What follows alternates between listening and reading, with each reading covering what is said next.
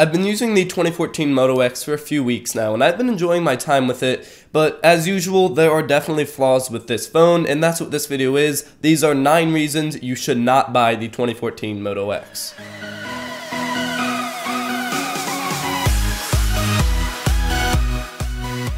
Real quick before I start, these are all opinions. These are me looking for flaws in the phone, things that I would rather have be a little bit different. By all means, you might have different opinions, you may disagree with me, you may think more is wrong with the phone. This is just me nitpicking my experience with this phone and picking out things that I think could be better but aren't. So the first reason is that there's only one speaker, and the problem with this is that it looks like there's 2 speakers. It has the 2 speaker grills on the front, the top and bottom of the front of the phone, and it looks like you have stereo speakers there, but you don't. In reality, it's all a lie, and the top speaker is a call speaker, and the bottom speaker is the actual sound speaker, and it really only bothers me because there are both speakers, but only one is used for sound. The second reason is the headphone jack location on the top center of the phone, and this is really a pet peeve. It bothers me personally, especially because, say I'm listening to headphones and I put my phone in my pocket, I put it in top down, so the bottom is up, and thus, if you have headphone cable plugged in there, it's like bent around the phone going out of your pocket. It really just makes the whole situation uncomfortable. Don't get me wrong, this position could be fine for you,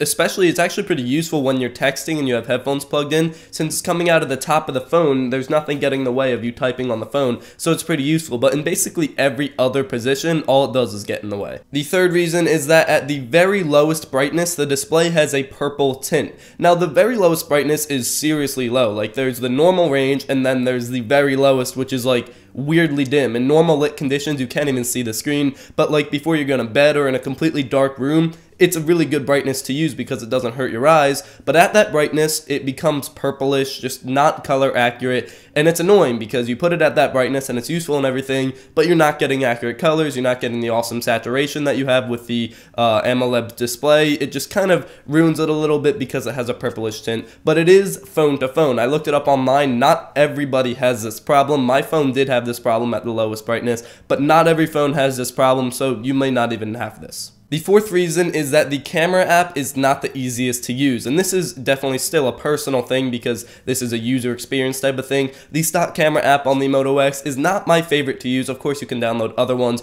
on the Google Play Store, but the one that comes with it stock is not my favorite by any means. You take a picture by just tapping anywhere on the screen, and if you leave autofocus on, it rarely gets the focus perfectly right, and then if you're using manual focus, it's this weird drag to focus thing, and then you tap somewhere on the screen to take the picture. It really doesn't make much sense. I much prefer an iPhone style camera app where you have the dedicated capture button and then a tap to focus anywhere on the screen. My fifth reason is that the camera quality itself is not good, and that's both the rear and front facing camera. On the back you have a 13 megapixel camera, which looks good on paper, but unless you're in perfect lighting conditions, the picture you get will not be that good, especially in low light conditions when you're gonna have to be using flash no matter what. It just does not come out that good, and overall I've been disappointed with the quality of the pictures coming out from this phone. Not to mention the front-facing camera is only 2 megapixels, and it's hardly even good enough for Snapchat. My Snapchat pictures are blurry and just kind of annoying to have to deal with. And even the iPhone, it has a 1.2 megapixel front-facing camera, but it takes much better front-facing pictures than this.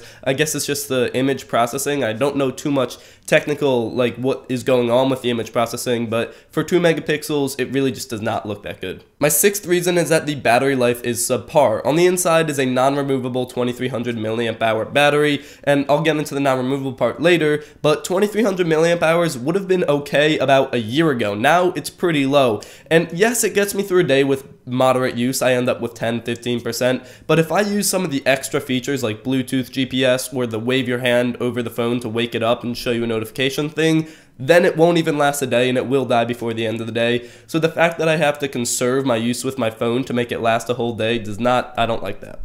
So my seventh reason goes along with that. It is a non-removable battery and non-replaceable battery. So say it's 6 p.m. at night and you're sitting at 20% and you're going to go do something later. You can't just stick a new battery in there and get fresh battery. You're stuck with the same battery and have to charge it. And then also it's non-replaceable. So if it wears down over time because you charge it too much or something, you can't replace it later down the road by yourself. So I honestly think it would have been so much better, especially with the small battery size, if you could replace it or remove it. Speaking of charging, my 8th reason is that Motorola advertises it supporting turbocharging, but it does not come with a turbocharger. To get the turbocharger, you need to pay an extra $35, and they do advertise 8 hours of battery life and just 15 minutes of charging, which is cool, great, yeah, I'd love that, but you have to pay more money to even get that, so thanks. So my 9th reason is my final nitpicked reason, being there's no MicroSD expansion, which is definitely a nitpicked reason, and a lot of people don't have this problem. I personally don't mind it, I'm fine with no MicroSD expansion,